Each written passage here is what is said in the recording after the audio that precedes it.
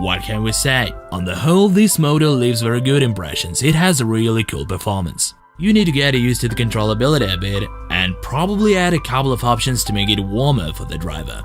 But taking into consideration the fact that this development is completely domestic, the emotions are purely positive. No, we're not crazy, and this is not a bike news and not even a test drive. This is a report about very talented, even gifted people who do unbelievable things that unfortunately don't get your attention.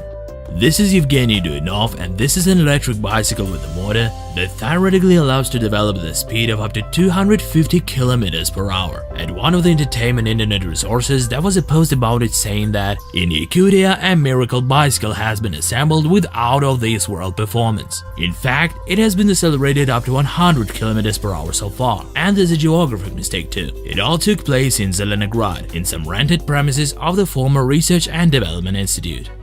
We started working on the hub motor on February 4, 2015.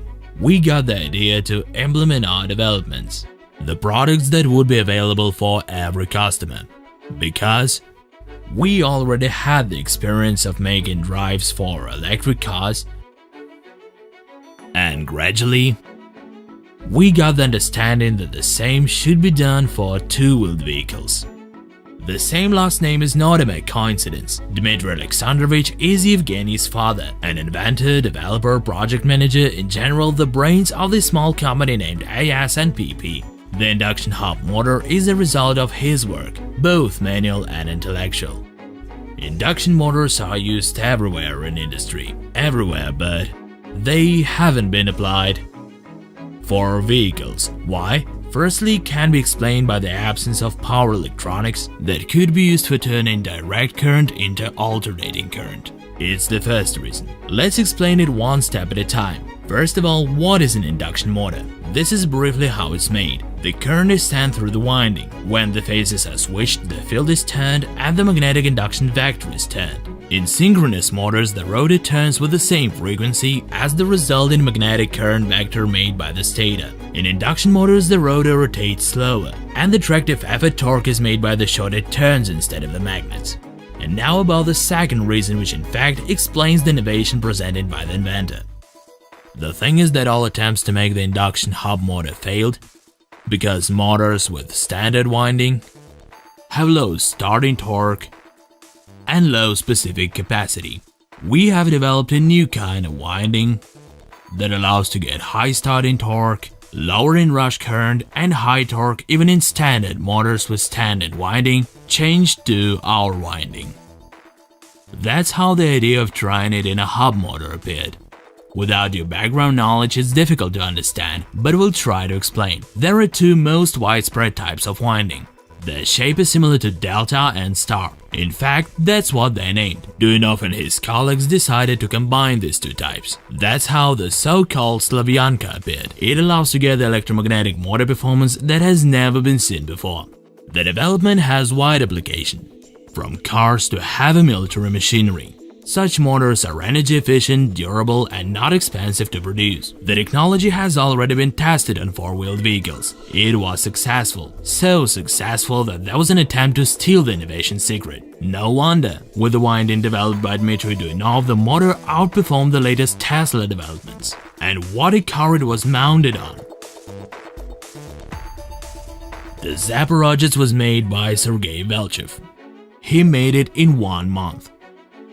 He bought and made it, and the result was so successful that in the terms of distance and speed range, it was able to take part in the Kiev Monte Carlo car rally. Moreover, it wasn't outplayed by all other cars. On top of that, it made it to the finish line, and all of it despite the fact that 2 stages were annulled, because it demonstrated quite good results there. And when it arrived to the appointed place, there was no charger there. So it covered 640 kilometers on a single charge. And then this car was a bit dragged at the parking. They hoped that it would be repaired where the other cars are serviced. In other words, where there would be all conditions for the detailed study and copying the technology. But the team didn't fall for the trick. They took all the secrets safe back home. Sure thing, the story is more than interesting for the car industry. Apart from the efficiency and durability, the idea is about the possibility of making a car with 4 leading independent wheels with all resultant advantages. But we'll get back to our bicycle. It was brought to the Eco Week exhibition. The reaction of the visitors was predictable. A lot of people would like to have such a two-wheeled vehicle. They were interested when it would be launched in a market, where it could be bought and what the price would be. And the potential clients are ready to buy this vehicle online now. As we see, there is a demand. So what is the stumbling block?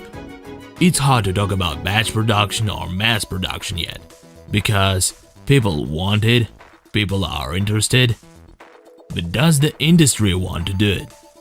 Bicycle producers, motor producers, where are they?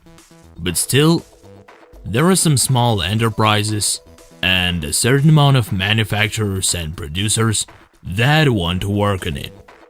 The task is very simple: to find these people. In other words, the innovation itself doesn't raise any questions. We even know how to sell bicycles. And this is given that the company doesn't work on developing vehicles, but rather the induction motor technologies. But people are hesitant to use them, and it's not because of the financial issues, but mere red tape. There's a contradiction.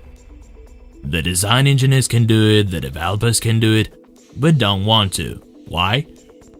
Class conflict. They say, what for? There is an owner, we'll help him make money, he won't share it with us. We'll be doing work, taking our time for the same salary, and so on and so forth.